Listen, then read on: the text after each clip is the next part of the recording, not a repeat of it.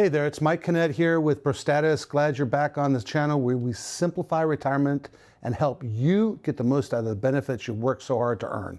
Today's topic is all about Social Security and the secrets many retirees wish they had known before they started collecting. Now, the truth is there's not a lot of secrets left anymore, right? I mean, the honest to God's truth is, back when I started, we used to have you collect Social Security at 62. You would collect it from 62 to age 70. Then we'd pay it back. We could pay them back a lump sum. We were earning 10, 15% returns on the investments we were making in the Social Security. It was sick.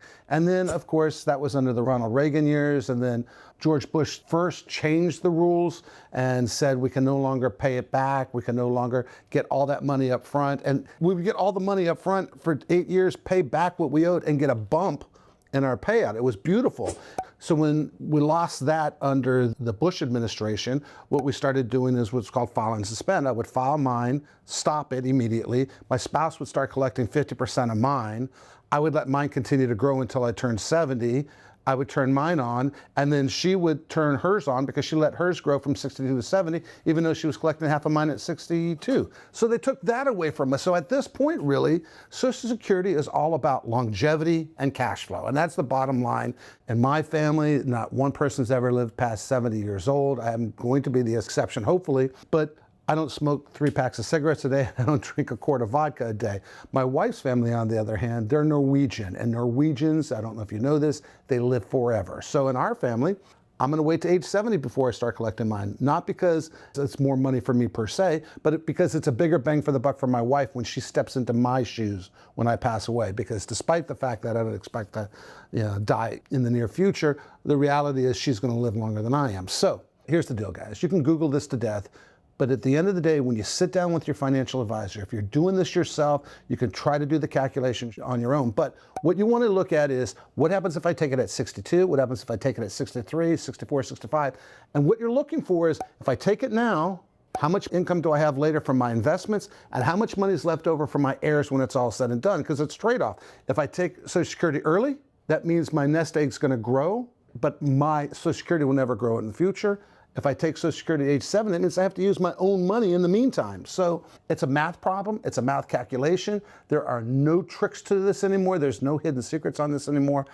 So here's what we would do. From age 62, you start collecting Social Security at age 62. You would collect your Social Security payment all the way to age 70. Now, those Social Security payments that you collected, we would take that money and stick it into the stock market, right? So we had to put it in the market because this was during the 90s, remember? And we were making, heck, you could take a dart and throw it at the wall with the Wall Street Journal spread on it, throw it at the wall, and you made 20% on wherever that dart hit. I mean, it was just sick, the amount of returns we got during the 80s, which is why that is such a misleading barometer when people say over time the markets do 10, 12%. Yeah, take out 82 to 99, it's different. So what we did was 62 to age 70, we'd collect Social Security, put it in the stock market, make 10, 20% returns. At age 70, we'd go to the Social Security and say, oops, we did this wrong, we want to do over. We're going to pay you back all those payments. No interest, we don't got to pay interest on any of those payments.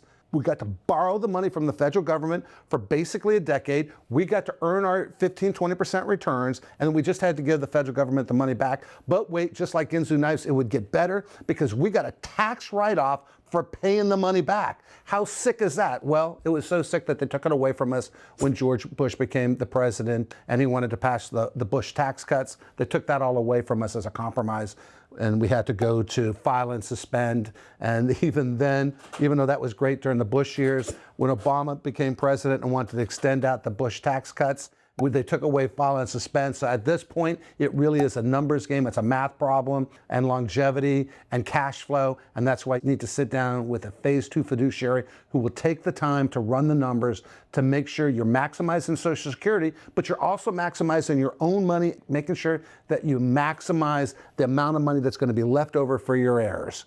And it all starts by sitting down and talking to a true financial professional, a true phase 2 fiduciary who understands how to make all this work together.